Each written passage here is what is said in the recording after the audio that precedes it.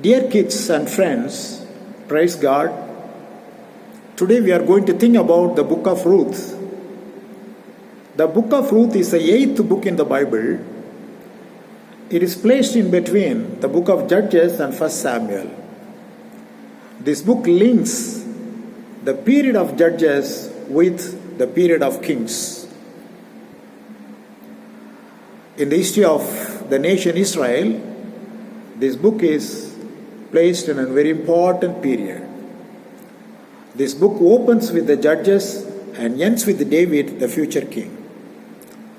It's presumed that the book was written by Prophet Samuel, and the time of his writing was around BC 10th century. The theme of this book is Kinsman Redeemer, it's called. Kinsman Redeemer. This is a very beautiful and fascinating book that once taken in hand cannot be put down without reading it completely at one stretch. Such a very nice and beautiful book. It has only 4 chapters, but the flow of that book is very fascinating. Number 2, why the book of Ruth is placed in the Bible. We can assume certain reasons for this placement of this book in the Bible. When God commanded Samuel to anoint David as king for the nation Israel, the prophet would have found it necessary to trace out the historicity of the king. So he wrote this book. Here the historicity of David is proved, that he belonged to the nation Israel people. Number 2, in Deuteronomy 23:3, it is said that God prohibited the Moabites to mix with the Israelites even unto 10 generations. So, by bringing a Moabite woman into the history of Israel, God respects His word, that God is no respecter of persons, He is not far away from anyone. Anyone He seeks after Him with a true devotion, God chooses him in His hand. 3, this book is further explained this fact that a Gentile woman was not only brought into Israel, but she was brought into the genealogy of Jesus Christ, the world Savior. 3, the story of the book.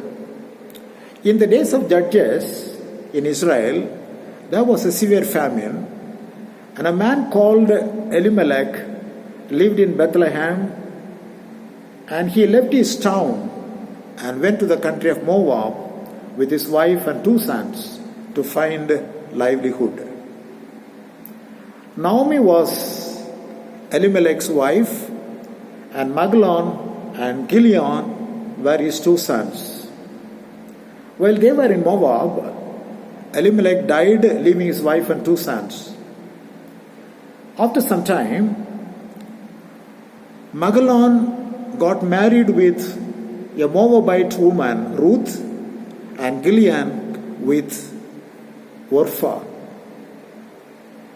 After some time, Mahlon and Chilion also died, leaving their mother and 2 wives. In the meantime, Naomi had a news that God visited the land of Israel, and there was plenty of food in that country. So Naomi decided to leave Moab and to go back to her own town, Bethlehem. So she called and asked her daughters-in-law, and she said, I have decided to go back to my own town, so you please go back to your relatives and find new husbands and live. Orpah kissed her mother-in-law and went back to her relatives. But Ruth clung to her mother-in-law and said, I would go where you would go. Your people would be my people. Your God would be my God. Except death, nothing can separate us. In such a way, Ruth was talking to her mother-in-law. Seeing her fortitude, Naomi took Ruth also with her to Bethlehem. In Bethlehem, there was a man called Boaz, who was Naomi's close relative and a man of right to marry Ruth, as was a custom in those days in that nation. One day, during the harvest time, Ruth went to a land to gather the scattered grain that was on the ground. As that land happened to be one of Boaz, Ruth found mercy in his sight. And Boaz ordered his servants not to disturb Ruth. And he said to Ruth, she need not go to any other place. She could have her food with his servants, and she could find rest in their shelters. In such a way, he spoke very beautifully. Naomi came to understand what happened to Ruth, and after that, she made good arrangements for the marriage of Ruth with Boaz.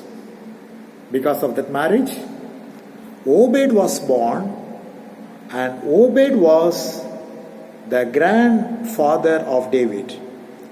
In that way, Ruth became the great grandmother of David. She came in the kingly line. Not only in the kingly line, her name is found in the lineage or genealogy of Jesus Christ, the world Savior. Number 4, the main characters in this book. There are 4 main characters: Naomi, Orpah, Ruth, and Boaz. We can say Naomi was the one who regained what she lost once. She lost Bethlehem, the house of bread, but she came back and regained her forefathers' land. So she regained what she once lost. Orpah was the one who lost what she gained. She gained the knowledge about the true God, and now she is in a position to live with the people of the true God. She could have gone with her mother-in-law and live with the people of God, but she left and go back to her relatives. So she lost what she gained. 3. Ruth. Ruth was the one who did not lose what she gained. She gained the true knowledge about God, true God, and she did not leave Him. And she became a model woman for all the succeeding generations. She exhibited a love that was genuine and true. She was a virtuous woman with a sense of responsibility and faithfulness. She was a woman of humility, chastity, and morality. She was a woman of wisdom and understanding. When she came to know of the true God, she faithfully clung to the God of Israel for a refuge and safety. She was a woman worthy of praise by people all around her. She became an example for the proverb that greatness is not where one is born, but greatness depends upon the way he lived. So So she, being a Moabite woman, she became a very honorable woman in the community of Israel. Today also, the beauty of our churches is found through church women of that character. For Boaz, he was a man of great gentleness and godliness. In his line was born the Savior of the world, Jesus Christ, in later times.